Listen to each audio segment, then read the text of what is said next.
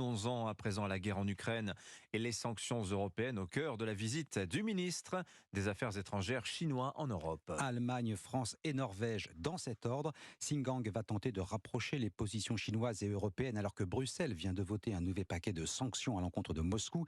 Et c'est aussi de cela dont il va s'agir. Le régime chinois veut éviter à ses entreprises d'être les victimes collatérales de la politique économique des Européens. Sébastien Le Belzic, correspondant d'Europe 1 à Pékin. Pour la première fois, la Commission européenne vise 8 entreprises chinoises et de Hong Kong accusées d'exporter des biens sensibles vers la Russie, des drones, des pièces électroniques et des semi-conducteurs pouvant être utilisés par les radars et les missiles antiaériens.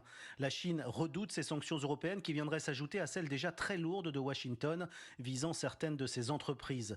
Le porte-parole de la diplomatie chinoise, Wang Wenbin, a donc mis les points sur les i juste avant l'arrivée du ministre en Europe.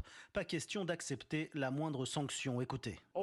Cela porterait gravement atteinte à la coopération avec la Chine et aggraverait la confrontation, ce qui est très dangereux. L'Union européenne ne doit pas s'engager sur une mauvaise voie, sinon la Chine ne manquera pas de sauvegarder ses droits légitimes. La Chine menace donc l'Europe à son tour de mesures de rétorsion si des sanctions devaient viser ses entreprises.